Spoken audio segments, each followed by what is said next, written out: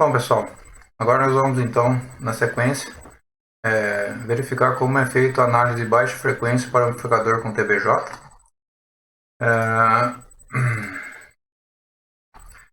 Nós podemos observar que nesse circuito de amplificador nós temos 3 capacitores, né? Vocês já sabem que o capacitor CB e o CC são capacitores de acoplamento. Ele não deixa passar a corrente contínua para a fonte e nem para a carga. E o capacitor C é um capacitor de desvio. Esses 3 capacitores são capacitores que a gente coloca no circuito. Então nós temos a oportunidade de calcular o valor correto, dependendo da frequência que a gente queira. E nós temos que lembrar também que a reatância capacitiva é dada por 1/2πfc, ou seja, para baixas frequências, essa reatância capacitiva acaba sendo bastante alta.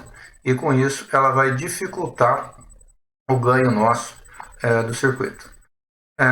Muitos alunos têm dúvidas com relação ao posicionamento desse CE, porque dá a impressão que ele é um filtro passa-baixa, né? Mas nessa configuração, né, como se ele fosse um capacitor na saída do filtro, realmente parece ser um passa-baixa, mas ele se comporta como se fosse um passa-alta. Por quê? Porque como ele faz o desvio do emissor, se ele estiver em baixas frequências, essa reatância capacitiva muito alta faz com que esse desvio não seja um desvio completo. E se eu tiver resistência de emissor para o terra, o meu ganho acaba diminuindo. Tá? Então esse é o efeito do nosso capacitor de desvio. Se a gente for olhar então com relação ao capacitor da base, o capacitor da base ele está ligando a fonte à entrada do meu circuito. E ele vai enxergar a impedância de entrada do meu circuito. Então, a impedância de entrada nessa situação é o paralelo dos 3 resistores, né, R1, R2 e beta RE. E a nossa frequência devida ao capacitor de base é a soma do resistor que está anterior a ele, ou seja, o resistor da fonte, com a impedância de entrada. Então vai ficar 1/2π que multiplica a soma dos 2 resistores, multiplica o capacitor da base. Em relação quando eu não tenho um desvio total do emissor, muda um pouquinho a impedância de entrada, né? Então a impedância de entrada agora é composta pela impedância vista pela base, que a gente chama de ZB, se vocês lembrarem lá na lógica 1. Né? Então esse ZB ele é calculado através do beta que multiplica o RE do modelo mais o REAC, que é a resistência que eu tenho no meu modelo AC, tá? De emissor para o terra. E aí sim nós vamos calcular a impedância de entrada, que é R1 em paralelo com R2, em paralelo com ZB. E a nossa frequência devido ao capacitor da base nessa situação, né, continua sendo 2π, a soma do resistor da fonte com a impedância de entrada, que multiplica o capacitor da base.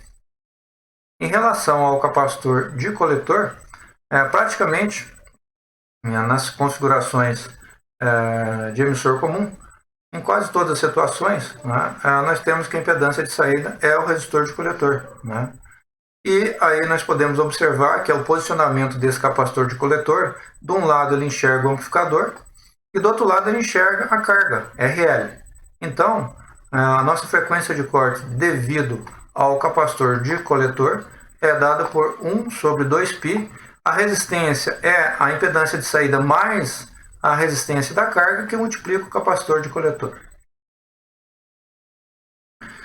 Em relação ao capacitor do emissor, nós podemos ter algumas situações. Né? A primeira delas é quando eu tenho o capacitor CE fazendo um desvio completo do resistor de emissor. Então, se a gente lembrar de analógica 1, nós podemos dizer que a gente vê a resistência equivalente do emissor, se a gente retornar na analógica 1, é a impedância de saída vista pelo emissor. Né? E aí nós vamos calcular o RS', que é o paralelo da resistência da fonte com R1 e R2. Tá? E então, nós vamos calcular o R equivalente, que é a soma desse resistor beta RE com esse, dividido por beta, né? Porque aqui nós temos emissor e aqui nós temos corrente de base. Então, nós vamos ter a seguinte situação, né? A resistência equivalente é o RE em paralelo com RE mais RS' dividido por beta. Aqui era beta RE, como dividiu por beta, ficou apenas o RE. É um valor bastante pequeno e geralmente nós temos que colocar um capacitor grande para que essa frequência de corte não seja muito alta. Então, a nossa frequência devido ao capacitor de emissor é 1 sobre 2π R equivalente capacitor de emissor.